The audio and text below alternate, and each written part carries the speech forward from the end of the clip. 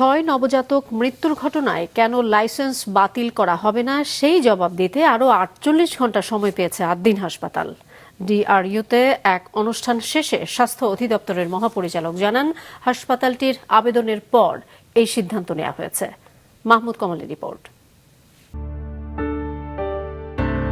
গেল 27 মে 6 নবজাতক মৃত্যুর দায়ে হাসপাতাল বন্ধের শাস্তি থেকে বাঁচতে বিভিন্নভাবে চেষ্টা চালাচ্ছে আদ্দিন হাসপাতাল কর্তৃপক্ষ। স্বাস্থ্য অধিদপ্তরের লাইসেন্স বাতিলের শোকজ নোটিশ জবাব দেওয়ার আগের দিন সংবাদ সম্মেলন করে এটিকে বেআইনি যুক্তি দেয় তারা। আজ সময় শেষ হওয়ার 5 ঘন্টা আগে আরও 48 ঘন্টা সময় চেয়ে আবেদন করে। ব্যক্তিগত শুনানি, আর সেই ব্যক্তিগত শুনানির সময় লয়ারের প্রেজেন্স। আমরা বলছি যে আজকে দেওয়ার কথা ছিল, আমরা কাল বাদ পরশু দেব। এ নিয়ে ঊর্ধ্বতন কর্তৃপক্ষের সঙ্গে আলোচনা করে স্বাস্থ্য অধিদপ্তর। পরে ঢাকা রিপোর্টার্স ইউনিটিতে এক অনুষ্ঠান শেষে অধিদপ্তরটির মহাপরিচালক জানান, হাসপাতালের আবেদনটি তারা গ্রহণ করেছেন। যদিও স্বাস্থ্যমন্ত্রী গতকাল সাংবাদিকদের জানিয়েছিলেন, সময় চাইলেও তা পাবে না আদ্দিন হাসপাতাল।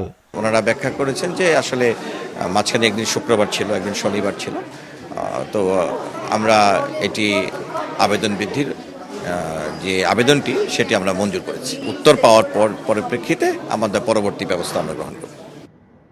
এদিকে নিহত নবজাতকদের পরিবারকে 80 লাখ টাকা করে ক্ষতিপূরণ দেবে আদ্দিন হাসপাতাল। বিষয়টি জানিয়েছেন হাসপাতালটির মধ্যস্থতাকারী আইনজীবী শিশির মুনির।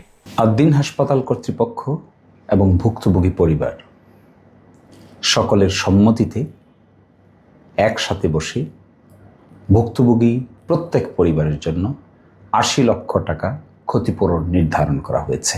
বাংলাদেশে মেডিকেল নেগলিজেন্সের ঘটনাকে একটি যুগান্তকারী পদক্ষেপ হিসেবে আমরা সকলেই নিব এবং ভবিষ্যতে বাংলাদেশে এটি একটি স্ট্যান্ডার্ড সেট হবে এবং নতুন আইন প্রণয়ন হবে।